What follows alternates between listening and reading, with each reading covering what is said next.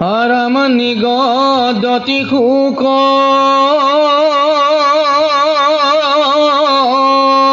শুনিলা নিপতি নামৰ যেন প্ৰভাৱ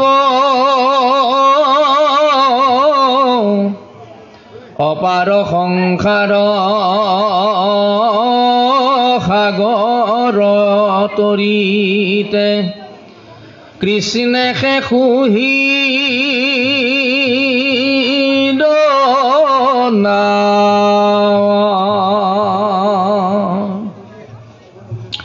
হৰি নাম বিনে জয়গত জপদানে সাধিবে নপাৰে গতি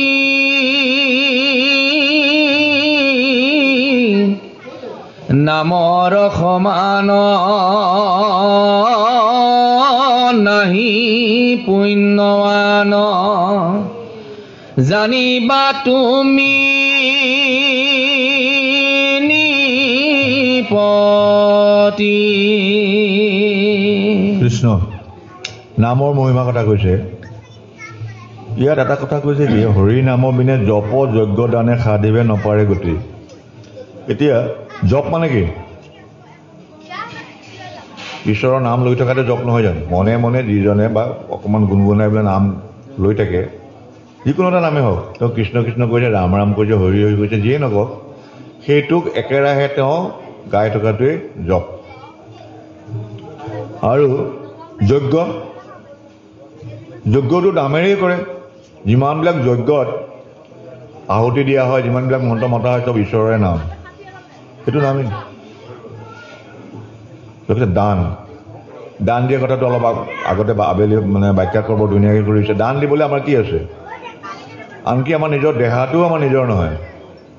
এই দেহাটো এইটো যদি প্ৰভুক দিব খুজিছোঁ বা কাৰোবাক দান কৰিব খুজিছোঁ, এইটো দেহাটোও দান কৰিব নোৱাৰে। কিয়নো এইটো প্ৰভুৰ অধিকাৰ।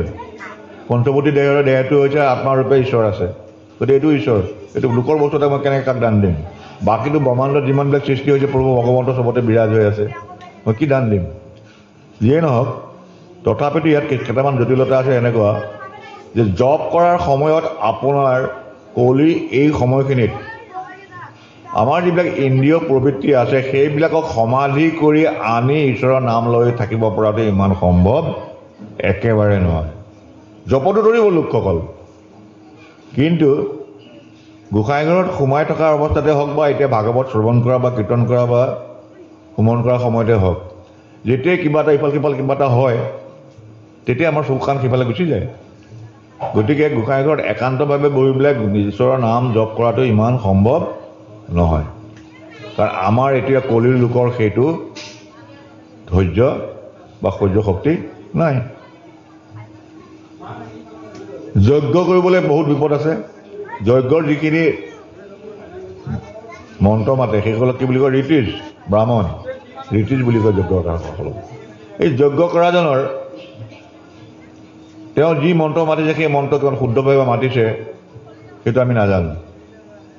তেওঁক বিশ্বাস কৰিবলৈ মন্ত্ৰ মাতিব দিছোঁ সঁচা, কিন্তু তেওঁ কিবা মন্ত্ৰ মাতিছে, আৰু সেই মন্ত্ৰ ভুল হোৱাৰ কাৰণে বৃত্তাসুৰৰ কথাটো আপোনালোকে জানে। বৃত্তাসুৰে যজ্ঞ কৰি ইন্দ্ৰবধৰ কাৰণে কৰিছিলে, কিন্তু মন্ত্ৰটো উল্টা হোৱাৰ লগতে ব্ৰাহ্মণে যেতিয়া মন্ত্ৰটো ভুলকৈ মাতি দিলে, দিয়াৰ লগে লগে বৃত্তাসুৰে বধ হোৱা বুলি আহুতি দিয়া গ'ল। শেষত কি হ'ল? ইন্দ্ৰৰ হাতত বৃত্তাসুৰ বধ হ'ল। গতিকে যজ্ঞৰ মন্ত্ৰ মাতাটো বহুত জটিল। আৰু দ্ৰব্যবিলাক আমি যদি নিজে নিজে তৈয়াৰ কৰি ল'ব পৰা নাই, যে শুদ্ধ বস্তু তৈয়াৰ কৰিছোঁ চব, তাৰে যজ্ঞটো কৰিছোঁ। ক'ত? গাখীৰখিনিও, আজিকালি গাখীৰখিনিও সন্দেহ। নিজৰ ঘৰত খিৰোৱা গাখীৰখিনিৰ ওপৰতো সন্দেহ, কাৰণ গৰুজনীয়ে কি খাই আছে তাকো নাজানো, হয়? তথাপিতো ঘৰত বাৰু গাখীৰখিনি থাকিলে অকণমান শান্তি আছে, কিন্তু চবটো গাখীৰখিনি বাহিৰে বাকী চব বস্তু মোৰ ঘৰৰ নহয় নহয়, কিনি আনিছোঁ নহয়। ঘিউ, মৌ, চেনি, মিঠৈ যি লাগে চব কিনি আনিছোঁ। সেইবিলাক কিমান শুদ্ধ বস্তু, শুদ্ধ নহয় কাৰণে তাত লিখা থাকে খাটি ঘি। যদি অশুদ্ধ বস্তু নাথাকিলে খাটি খাটি বুলি লিখিবই নালাগে, ঘিয়ে আৰু। কিয় লিখে খাটি ঘি? তাৰমানে অখাটি ঘিউ আছে, গতিকে সি লিখাটো যে খাটি থাকি প্ৰমাণটো আছে। হয়তো দ্ৰব্য শুদ্ধ নহয়, মন্ত্ৰ শুদ্ধ নহয়, আৰু মই যিটো যজ্ঞ কৰিছোঁ ময়ো সুচী নহয় যিটো নিয়ম কানুনত থাকিব লাগে সেই নিয়ম কানুনত থাকিলে যজ্ঞ কৰিছোঁ নেকি গতিকে যজ্ঞত ঈশ্বৰক তুষ্ট কৰাটো সম্ভৱ নহয় আৰু দান কৰিবলৈ মোৰ নিজৰতো একো নায়েই তাৰ ভিতৰতে যদি কিবা এটা আছে কিছু কিছু বস্তু হয় নিজে দান কৰিব পৰা বস্তু কিছু আছে যেনেকৈ এই যে আজি ইয়াত এটা ঈশ্বৰক অৰ্চন কৰা ভাগৱতৰ ভোজনী এটা আছে এইটো কিন্তু যিজনক দিয়া হ'ব তেওঁৰ এইটো শুদ্ধ অৰ্জন এইটো তেওঁ কাৰোবাক দানো কৰিব পাৰে যদি এই শুদ্ধ বস্তু তেওঁ কাৰোবাক দান কৰিব খুজিছে দান যিজনে গ্ৰহণ কৰিব তেওঁ বা কিমান যোগ্য তেওঁ নি পেলাই বা কি কৰে সেইটো তেতিয়া যদি ইয়াত এই ভোজনীৰ চাউলকেইটা নি পেলাই তেওঁ ব্ৰইলাৰ মুৰ্গীৰ সৈতে ভাত খালেগৈ ৰান্ধি পেলাই দুখটো কাৰ হ'ব দেউতাজনৰতো হ'ব নে খাওঁতাজনৰ হ'ব দেউতাজনৰ হ'ব কাৰণ খাওঁতাজনে জানে খাওঁতাজনে খাবই খাব তেতিয়া খাইছোঁ এইটো দালিৰে খালেও খোৱা মাছেৰে খালেও খোৱা ব্ৰইলাৰ লগত খালেও খোৱা গাহৰিৰ লগত খালেও খোৱা গতিকে ইমান পবিত্ৰ বস্তু এটা অপবিত্ৰ এটাকে খুৱাই দিয়াৰ কাৰণে দান দিওঁতে তেওঁ ওলোটাকে পাপহে আৰ্জি ল'লে গতিকে যজ্ঞ তপ দানত গতি নাই কোনো পধ্যে পুণ্য হ'ব নোৱাৰে নামত একমাত্ৰ কলিত একমাত্ৰ হৰিনাম বিনাৰ কোনো গতি সাধন আমাক কৰিব নোৱাৰে কৃষ্ণ পাপী অজামিল জানি কুলহীন কিশোৰী বেচাৰপতি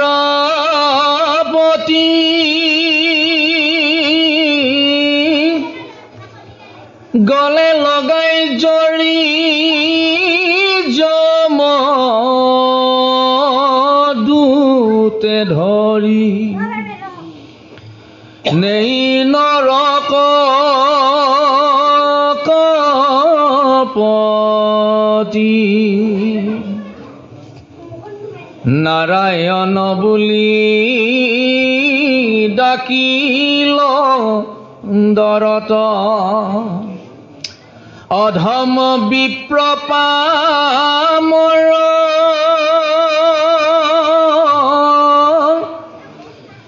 এতে কতে শুদ্ধ হুইয়া মুখ্য পাইল মহিমা দেখা নামৰ কৃষ্ণ এতিয়া আমি আগতে আখ্যানটোত পালোঁ অজামিল দ্বিজ দ্বিজ দ্বিজ বুলি কৈ আছে বামুণ বুলি কৈ আছে ইয়াত কৈছে আকৌ জাতি কুলহীন পাপী অজামিল জাতি কুলহীন খিচিৰি বেচাৰপতি খিচিৰি বেচা মানে কেইবাজনী বেচা নহয় মানে এজনী বেচাকে লৈ পেলাই পত্নী কৰি পিছে পতাকা নাই এই যি বেচাগৃহত যিমানবিলাক বেচা আছে তাৰ লগত তাৰ মানে সম্পৰ্ক সেইটো একো সীমা সংখ্যা নাই কিন্তু জাতি কুলহীন বুলি এইকাৰণে ক'লে যে আমি প্ৰত্যেকেই জাতিকুলহীন কিন্তু যেতিয়া দ্বিজ হৈ গ'ল দ্বিতীয় জন্ম হৈ গ'ল আমি গুৰুৰ ওচৰলৈ গ'লোঁ তেতিয়া আমি পুনৰ জন্ম পালোঁ নহয় তেতিয়া আমি এটা জাতিত আহি গ'লোঁ কি জাতি হ'লোঁ ভকত এই ভকতৰ জাতিটো হোৱাৰ পিছত আমাৰ ব্যক্তিগত যিবিলাক এই জন্মসূত্ৰে পোৱা কিছুমান আছে নহয় যোগী লালুং কোচ কলিতা লালুং মিকিৰ গোসাঁই মহন্ত সেইবিলাক নাইকিয়া হ'ল কিয় আমি দ্বিতীয় জন্ম ল'লোঁ কাৰণ প্ৰথম জন্মত আমি কোনোবা যোগী হ'লোঁ কোনোবা লালুং হ'লোঁ কোনোবা মিকিৰ হ'লোঁ কোনোবা গৰীয়া হ'ল কোনোবা মহন্ত হ'ল কোনোবা গোসাঁই হ'ল এই জন্মসূত্ৰে কিন্তু দ্বিতীয় জন্মত কি হ'লোঁ সকলো ভকত হ'লোঁ আৰু এই ভকত হোৱাৰ পিছত ভকতৰ দৰে জীয়াই থাকিব লাগিব দ্বিজ হ'ল নহয় দ্বিতীয় জন্ম হ'ল নহয় দ্বিতীয় জন্মৰ পিছত ভকতৰ দৰে জীয়াই থাকিব লাগিব এতিয়া সমাজত এটা বিড়ম্বনাও হৈছে এইটো আমি ক'ৰবাত ক'ৰবাত লাঞ্ছিত হওঁ দুখো পাওঁ অন্তৰত যিসকলে আমাক মাৰ্গদৰ্শন কৰি আগুৱাই লৈ যাব লাগে এই কথাবিলাক আমাক শিকাব লাগে যে ভকত সকলো একে সকলো একেলগে এবাৰ যেতিয়া দ্বিতীয় জন্ম হ'ল দুটা বস্তু বাচিব দিছে কি কি অন্ন যোনি দুটা বস্তুৱে বিচাৰ কৰিব দিছে অন্ন খোৱাৰ ক্ষেত্ৰত হয় সিজন ভকতে কি খাই ভাল পায় তেওঁ যদি ৰহৰ দালি খাই ভাল পায় মই আকৌ মচুৰ দালি খাই ভাল পাওঁ মোৰ মচুৰ মানে ৰহৰ দালি খালে গেছ হয় তেওঁৰ আকৌ মচুৰ দালি খালে পায়খানা হয় পেটৰ অসুখ হয় গতিকে তেওঁৰ মতে তেওঁ খাওঁ মই মোৰ মতে মই খাওঁ অলপ আগতে ব্যাখ্যাকাৰে এটা কথা কৈ গ'ল কোনে কাৰ হাতে নাখায় খাই নাখায় সকলোতকৈ ডাঙৰ কথাটো যাৰ যিটো ভাল লাগে সেইটো খাব আহাৰ বিচাৰটো নিজৰ নিজৰ কাৰণ কোনোবাই মাংস ভাল পায় তেওঁ এতিয়াও হজম কৰিব পাৰিছে খাওক আৰু তেওঁ মাংস খাব ভকতজনৰ হাতেৰে মোৰ লগত মই কেনেকৈ মাংস খাম তেওঁৰ চৌটো মই নাখাম কাৰণ মই মাংসই নাখাওঁ গতিকে আহাৰটো বিচাৰ কৰক আৰু বিয়া বাৰুৰ ক্ষেত্ৰত আমাৰ সামাজিক কিছুমান বান্ধোন আছে গতিকে যোনে বিচাৰ কৰিব দিছে যে বিয়া বাৰুৰ ক্ষেত্ৰত তোমাৰ নিজৰ নিজৰ ভাগত নিজে নিজে থাকা তাৰ বাহিৰেতো ভকতৰ বিচাৰ নাই গুৰুজনে দুটা কথাই কৈছে অন্নৰ যোনে বিচাৰ কৰা বাকী চব একেকাৰ তো ভকত কিন্তু এই কথাটো কিছুসকল উচ্চ বংশজাত তেওঁলোকে নিজকে ভাবে তেওঁলোক উচ্চ বংশজাত তেওঁলোকে মানিবলৈ অস্বীকাৰ কৰে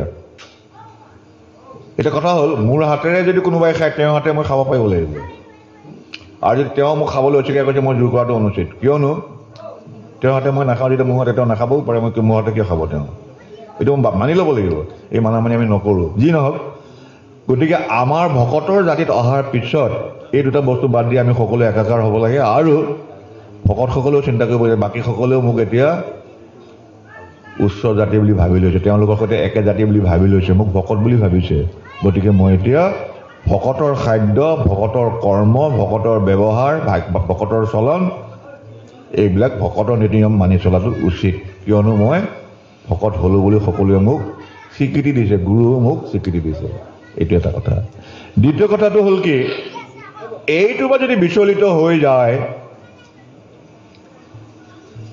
কি অৱস্থা হ'ব তাৰ অজামিলৰ দৰে অৱস্থাই হ'ব সেইটো পৰা আমি ইমান কষ্ট কৰি কোনো পধ্যে ভকত হৈছোঁ হোৱাৰ পিছত আকৌ অজামিল হ'বলৈ যাম নেকি অজামিলৰ একখানটো দিয়াৰ কাৰণটো এইটো আকৌ এবাৰ অজামিল তোমালোকে নহ'বা এইকাৰণে আমাক কাহিনীটো দিছে আৰু এই গোটেই কথাটো শেষত ইয়াত দুটা কথাই কৈ আছে এটা কথা হ'ল যে ভকত হোৱা ভকত সকলোৱে ভকত হৈছেই ভকতৰ পৰা ঘূৰি আহি আকৌ অজামিল নহ'বা আৰু যদি কেনেবাকৈ কিবা কিবি অকণমান হৈছিলোঁ কাৰোবাৰ আৰু পিছলিছে এইটো বচাবৰ কাৰণে একমাত্ৰ এপাতে অস্ত্ৰ আছে হৰিনাম সেইটোৱে শুদ্ধ হৈ কাৰণ যোৱা দিনকেইটাতো ঘূৰাই আনিব নোৱাৰোঁ সেইখিনিতো শুদ্ধ কৰিব নোৱাৰোঁ থকা দিনকেইটাতে আগতে কৰা কৰ্মখিনি প্ৰায়চিত্ত কৰিবৰ কাৰণে একমাত্ৰ সাৰথি হ'ল হৰিনাম ইয়াকে কৈছে নামৰ মহিমা এই নামৰ মহিমাৰ কাৰণে ক'বলৈ গৈছে যে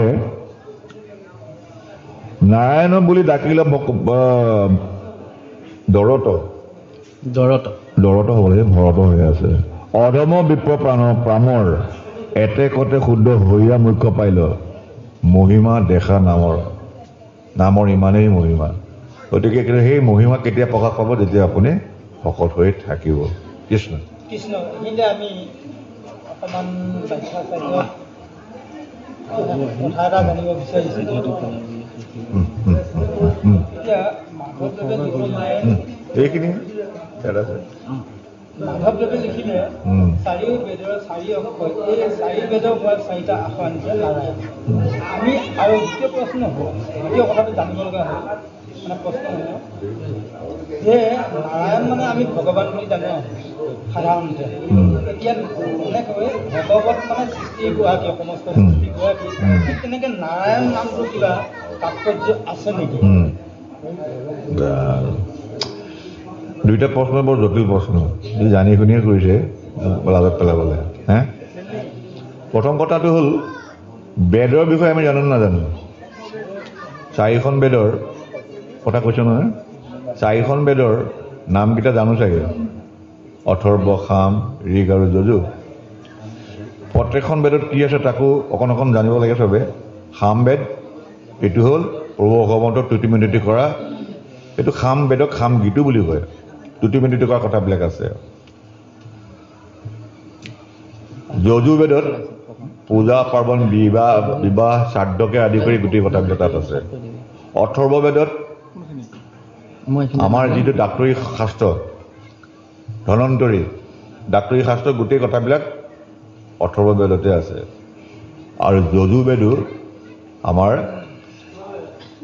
পূজা পাৰ্বণৰে দুটা পন্থ আছে, অথৰ্ব আৰু যজু। এইটো দক্ষিণ ভাৰতৰ ফালে অথৰ্ব বেদ চলে, আমাৰ উত্তৰ ভাৰতত যজু বেদ চলে পূজা পাৰ্বণবিলাকত, যিবিলাক বিধি আছে। আৰু দুয়োটাই একেই, অলপ লৰচৰ। আজি নহওক, বেদ সৃষ্টিৰ মূল কাৰণটো আছে নাসিকাৰ হন্তে প্ৰভু ভগৱন্তৰ নাসিকাৰ হন্তে বেদ সৃষ্টি হৈছিলে। এই বেদ সৃষ্টি হৈছিলে এইকাৰণে যে তেওঁ তেতিয়া সমস্ত সৃষ্টি নিজৰ গৰ্ভতে সামৰি শোষণিদ্যাত শয়ন কৰি থাকোঁতে নাকেদি বেদ সৃষ্টি হৈ চাৰিওফালে তেওঁ তুতি মিনতি কৰিছে। বেদৰ স্তুতি পঢ়িলে গম পাব, যিসকলে পঢ়িছে গম পায়ে। আৰু এই তুতি মিনতি এইকাৰণেই কৰিছিলে যে প্ৰভু তুমি জাগ্ৰত হোৱা আৰু তুমি আকৌ আমাক সৃষ্টি কৰা কাৰণবিলাক বটোৱা। তেতিয়া প্ৰভু ভগৱন্তই কি কৈছিলে যে মই সৃষ্টি কৰিবলৈ গৈ আছোঁ তোমালোককে সাৰথি কৰি। যেনেকৈ আমাৰ দেশখন চলিবলৈ এখন সংবিধান আছে, আমাৰ গোটেই পৃথিৱীৰ সৃষ্টি প্ৰভু ভগৱন্তৰ যি ব্ৰহ্মাণ্ডৰ সৃষ্টি হৈছে, সৃষ্টি চলিবলৈও সেই বেদেই সাৰথি। এই বেদতে গোটেই নীতি নিয়মবিলাক বৰ ধুনীয়াকৈ লিখা আছে। গতিকে 4টা অক্ষৰ যদি আমি বেদকেইখনৰ নামৰ আখৰ 4টা আনো, তাৰে একো অৰ্থ আমি বিচাৰি উলিয়াব নোৱাৰিম। কিন্তু প্ৰকৃত কথা হৈছে প্ৰত্যেকখন বেদৰ পৰা অনা তত্ত্বকেইটা লৈ পেলাই প্ৰভু ভগৱন্তৰ যিটো স্থিতি, সেইটো ঋগবেদত বৰ ধুনীয়াকৈ স্পষ্টকৈ বনোৱা হৈ আছে। স্থিতি তাৰপিছত ঋগবেদত ঋগবেদত সামবেদেৰে তেওঁক তুতি মিনতি কৰি কীৰ্তন কৰিছে, অথৰ্ব বেদেৰে গোটেই তেওঁৰ সৃষ্টিবিলাকক পালনৰ ব্যৱস্থাটো কৰি দিছে, যজু বেদেৰে আকৌ পূজাই কৰিছে। গতিকে সৃষ্টি স্থিতি সংহৰণৰ গোটেই প্ৰক্ৰিয়াৰ যিমানবিলাক কথা সেইখিনি তাতে আছে। আৰু সেইখিনি সাৰকে আনি পেলাই মূলটো তেওঁৱেই যে সেইটো বুজাবলৈ নাৰায়ণ নামটো আনি থৈ দিছে, সাৰটো আনিছে এই গোটেই বেদ 4খনত। সেইকাৰণে কৈছে যে প্ৰভু ভগৱন্তৰ বাহিৰে বেদে অন্য কথা নকয়, বেদে খালি প্ৰভু ভগৱন্তৰ কথাকে কৈ আছে। কাৰণ সৃষ্টি স্থিতি সংহৰণৰ গোটেই কৰ্মবিলাক সবিস্তাৰে বেদত বনোৱা হৈ আছে। আৰু ইয়াৰ মূলজনে হ'ল প্ৰভু ভগৱন্ত। সেইকাৰণে তেওঁৰ নাম দিছে কি নাৰায়ণ। আচ্ছা, নাৰায়ণ শব্দটোৰ অৰ্থটো কি? নাৰায়ণ মানে কিটো সুধিছতো, ভগৱানৰ বহুত নাম আছে। অয়ন মানে কি? অয়ন আধাৰ শক্তি। দক্ষিণায়ন শুনিছে নাই? দক্ষিণায়ন, উত্তৰায়ণ। সূৰ্যটো দক্ষিণলৈ যায়, দক্ষিণায়ন। সূৰ্যটো উত্তৰলৈ যায়, উত্তৰায়ণ। মানে যোৱাটো গতি, সেই গতিটো কিবাৰ ওপৰত ভিত্তি কৰিবলৈ যায়। কিহৰ ওপৰত যায়? পৃথিৱীৰ মেৰুদণ্ডৰ ওপৰত, উত্তৰ দক্ষিণ। তেতিয়া এটা প্ৰশ্ন কৰিছিলে, মনত পেলাই দিলে মই কথাটো উত্তৰ দিম। পূবফালে কিয় শুব পায়, পশ্চিমফালে কিয় শুব নালাগে, উত্তৰফালে কিয় মুদিব নালাগে, দক্ষিণফালে কিয় দিব লাগে? এইটোৰ লগত সম্পৰ্ক আছে। আমাৰ উত্তৰ মেৰু আৰু দক্ষিণ মেৰুৰ লগত এডাল চুম্বকৰ শলা আছে, শলাৰ নিচিনা এটা শক্তি আছে। সেই শলাডালৰ কাৰণে আমি সদায় দক্ষিণমুখা হ'ব লাগে, উত্তৰমুখাকৈ শুব নালাগে। এইটো আমাৰ শৰীৰৰ কাৰণে বেয়া। আৰু সূৰ্য পৃথিৱী কেনেকৈ ঘূৰি আছে? এনেকৈ সূৰ্য পূৰ্ব বা পশ্চিমলৈ গৈ আছে। গতিকে যদি আমি এইফালে মূৰ দিওঁ, আমাৰ তেজবিলাক মূৰলৈ আহি যাব, আমাৰ ক্ষতি কৰিব। যিসকলে নাজানে পশ্চিমফালে মূৰ দিয়ে, জনাসকলে কেতিয়াও পশ্চিমফালে মূৰ দি নুশুৱে, উত্তৰফালে পূবফালে দিব। আৰু এই যে পৃথিৱীখন এনেকৈ সমানকৈ থকা নাই, এনেকৈ তেৰা হৈ আছে নাই? তেৰা হৈ থকাৰ কাৰণে দক্ষিণফালে মূৰটো দি থৈ দিব লাগে। ইফাললৈ দ, ইফাললৈ ওখ। যদি কেনেবাকৈ আমি দ ফাললৈ মূৰটো দিবলৈ শুওঁ, গোটেই তেজসমূহ মূৰলৈ যাব, ৰাতিয়ে মৰি থাকিম। অলপ অলপকৈ আজি অলপ কালি অলপ মূৰলৈ গৈ থাকিব। এইবিলাক বিজ্ঞান ভিত্তিক কথা। গতিকে যিটোৰ ওপৰত ভিত্তি কৰি গোটেই এইটো বস্তু ৰৈ আছে, প্ৰভু ভগৱন্তৰ ওপৰত ভিত্তি কৰি গোটেই ব্ৰহ্মাণ্ডৰ সৃষ্টিটো ৰৈ আছে। সেইকাৰণে তেওঁ নাৰায়ণ, নৰ আয়ন।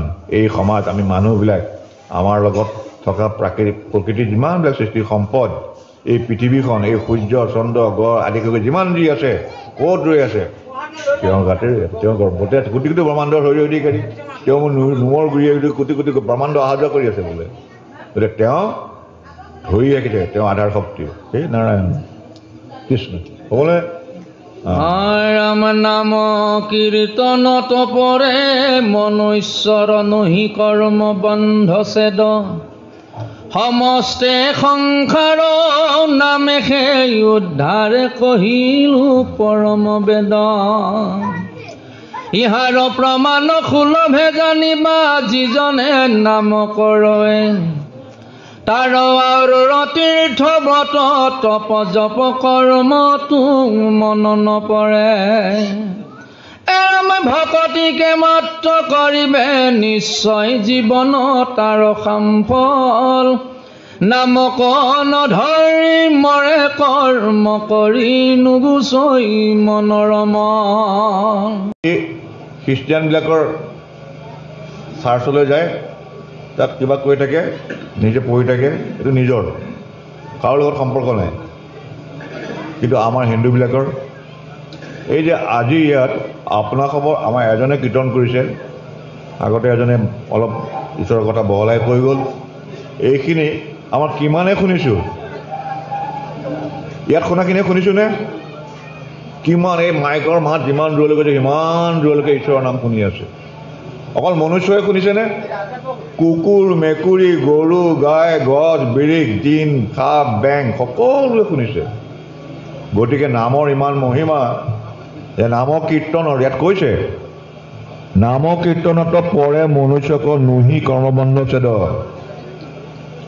এই মহিমা ইমান দূৰলৈ যাব যে মনুষ্য কৰ্মবন্ধ ছেদটো কৰিব এই জীৱসকলকো তৰণৰ উপায় দিব সেয়েহে এইটোৱে হ'ল ডাঙৰ কথা যে হিন্দু ধৰ্মত আমি নাম কীৰ্তনৰ যোগেদি নিজে তৰা নহয় সকলোৱে আমি সেইকাৰণে বাৰে বাৰে কৰি থাকে নহয় উচ্চ কৰি লৈ ক নাম উচ্চ কৰি লৈ ক নাম ডাকি বোলা ৰাম ৰাম ডাকি মানে চিঞৰি বোলে ৰাম ৰাম বোলা লাহে লাহে নহয় কিয় ক'ব দিছে তুমি নিজেও তৰা আপোনো নিস্তৰা আনকো তৰোৱা এইটো হ'ল আমাৰ ডাঙৰ বস্তু কৃষ্ণ ৰাম পৰম গোপী গোপনী কথাই যিটো শুনৈ ভনৈ ভক্তি ভাৱে নপাই যাতনা যমদূতে তাক চকু মেলি নচাৱে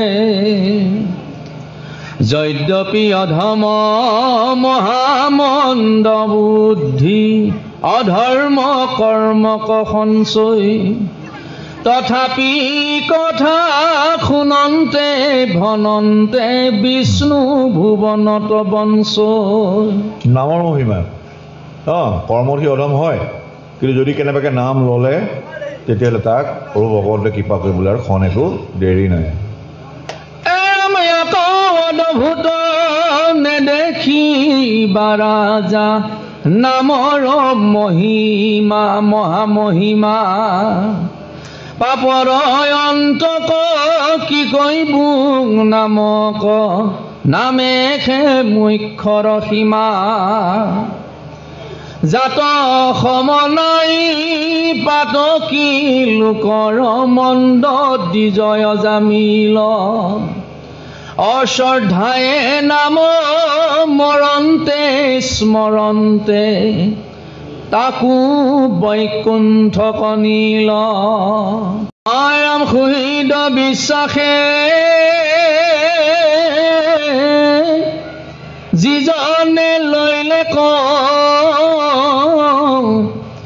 কৃষ্ণ কয়ে শৰণ জানি নিজ ধৰ্ম সততে মুখত নামৰ নেৰে কীৰ্তন গোবিন্দ এতিয়া হ'ল জানি নিজৰ ধৰ্ম সততে মুখত নামৰ নেৰে কীৰ্তন জানি নিজৰ ধৰ্ম এতিয়া আমি আনৰ ধৰ্মবিলাকে চাই আছোঁ নিজৰ ধৰ্মটো চোৱা নাই নহয় কাৰণ নিজৰ ধৰ্মটো চালে প্ৰভু ভগৱন্তৰ বিষয়ে নিজৰ এটা সম্যক ধাৰণা স্থিৰভাৱে হৃদয়ত ইমান দিন সাজ বান্ধি লৈ ল'লেহেঁতেন কিন্তু আমাৰ সাজ বান্ধি নোলোৱা কাৰণটো কি আনে কি কৰিছে সেইটো চাই ভাল পাওঁ নিজে কি কৰিছে সেইটো কিন্তু কেতিয়াও ভবা নাই সেয়েহে এই দেৱাহুতি আখ্যানত কৈছিলোঁ নে কথা ফাঁকি যে যিটো কৰ্ম কৰোঁ তাতে মোৰ বিশ্বাস নাই যিটো কৰিব লাগে তাৰ কৰা ইচ্ছা নাই যিটো কাম কৰি আছোঁ সেইটোত বিশ্বাস নাই মই নিজে গম পাইছোঁ মই বেয়া কাম কৰি আছোঁ কাৰণ মোৰ মৰিব বেলা হ'ল এতিয়াও মই ঈশ্বৰৰ চিন্তন কৰা নাই ঈশ্বৰক মোৰ বুলি ভবা নাই কিন্তু ঈশ্বৰৰ চিন্তা কৰিব লাগে সেইটো আকৌ কৰা নাই গতিকে এই ভাৱেৰে যদি আমি নিজৰ ধৰ্মটো পালন কৰোঁ কেনেকৈ হ'ব নিজৰ ধৰ্ম মানে এইটো তেওঁ হিন্দু তেওঁ মুছলমান ই নাম কীৰ্তনীয়া ই মানে বামুণীয়া সেইবিলাকৰ কথা কোৱা নাই নিজৰ ধাৰণা মই কি কৰিব বাকীকেইটা দিন মই কেনেকৈ জীয়াই থাকিম মৃত্যু কৰিবৰ কাৰণে মই কি কৰিম সময় কিমান আছে হাতটোতো নাজানো গতিকে যিখিনি আছে সেইখিনিত বজাৰটো শেষ হ'ল কি কি কিনিব লাগে চাব লাগিব নহয় সেইখিনি সময়ত এতিয়া যদি সেইটোকে কৰা নাই তেতিয়া নিজৰ ধৰ্ম ক'ত ধাৰণ কৰিলোঁ আৰু যেতিয়ালৈকে মই নিজৰ ধৰ্মই ধাৰণ কৰা নাই ধৰ্ম আচৰিম কেতিয়া গতিকে নিজৰ ধৰ্ম ধাৰণ কৰিব কৈছে যে নিজৰ ধৰ্ম ধাৰণ কৰি লৈ তেতিয়াহে তুমি নামৰ মহিমাটো বুজি পাবা আৰু তোমাৰ সততে তোমাৰ নাম মুখত থাকিব কৃষ্ণ গুৰুসকল সেই কথাটো কিমান গুৰুত্ব কথা নিজৰ ধৰ্ম জনা কথাটো যে কৈছিলোঁ ইয়াত কৈছে কি জানি নিজৰ ধৰ্ম সততে মুখত নামৰ কীৰ্তন যিজনে নিজৰ ধৰ্মটো নিজৰ ধাৰণাটো স্থিৰ কৰি লৈ পেলাই অনবৰত নাম যেতিয়া তেতিয়াই সুবিধা পাইছে কীৰ্তন কৰিবলৈ এৰা নাই স্মৰণ কৰিবলৈ এৰা নাই সেইজনক কি কৈছে কৰিলেক অৱশ্যে কৃষ্ণক নিৰন্তৰ তাৰ সমীপ সেইজনৰ লগত সদায় ঈশ্বৰ ওচৰতে ঘূৰি আছে ওচৰতে প্ৰভু ভগৱন্ত সকলো সময়তে থাকে লগতে কৈছে কি সিটো ভকতকো মৰিব নালাগে সি মৰিব নালাগে আৰু জীৱনটোৱে মুকুট হোৱা বুলি কৈছে জীৱনটোৱে মুকুট হ'ল যিজনে নিজৰ ধৰ্ম জানি সকলো সময়তে যেতিয়াই সুবিধা পাইছে তেতিয়াই নাম স্মৰণ কৰিছে বা কীৰ্তন কৰিছে সেইজন মৰিব নালাগে তেওঁ জীৱনতেই মুকুট আৰু এইটো যিমান শাস্ত্ৰ আছে 4খন বেদৰ যিমানবিলাক কথা আছে সকলোৱে সাৰ এইটোৱে আৰু এইটোৱে সত্য তাৰ পৰাই গুৰুজনাই এই সিদ্ধান্তটো কৰি দিছে গতিকে নিজৰ ধৰ্ম জনাটো নিজৰ ধাৰণাটো ঠিক কৰাটো প্ৰয়োজন আৰু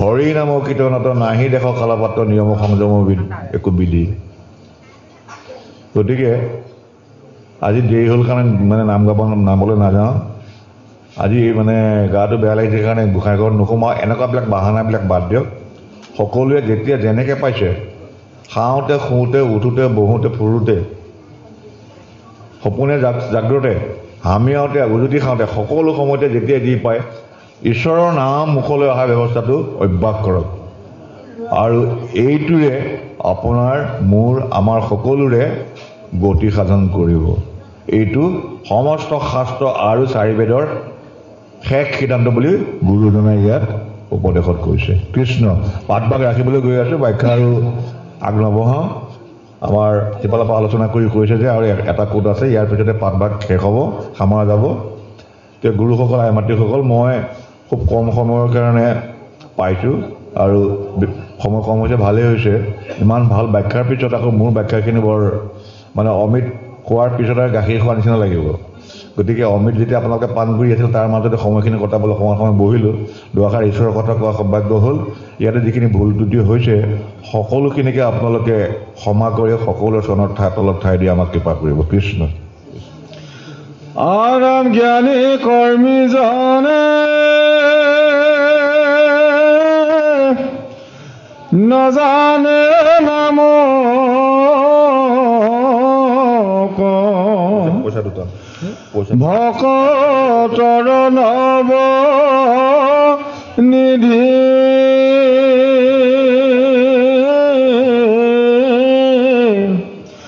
পৰম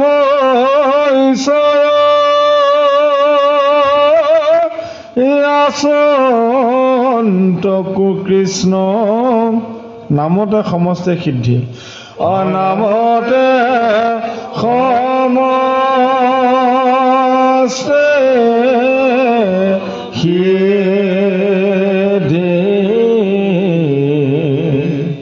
কৃষ্ণ শংকৰ গুৰু হৰি ৰাম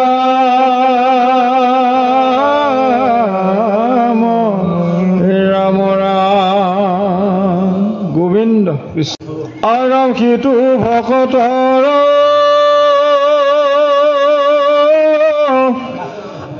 মৰিবে নালাগে জীয়ন্তে পাইলে মুকুতি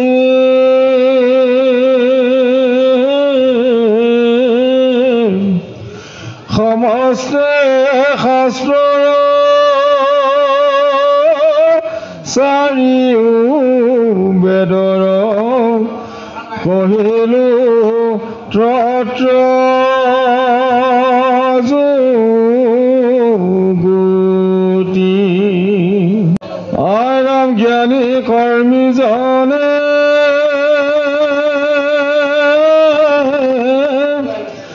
নাজানে নাম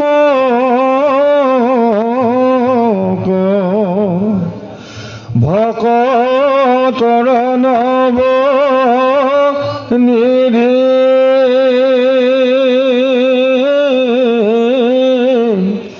পৰম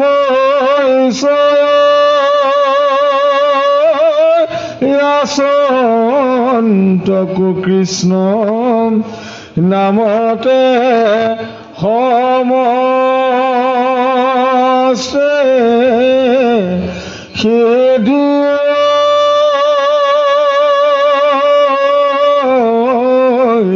হৰি ৰাম কৃষ্ণ শংকৰ গুৰু হৰি হৰি ৰাম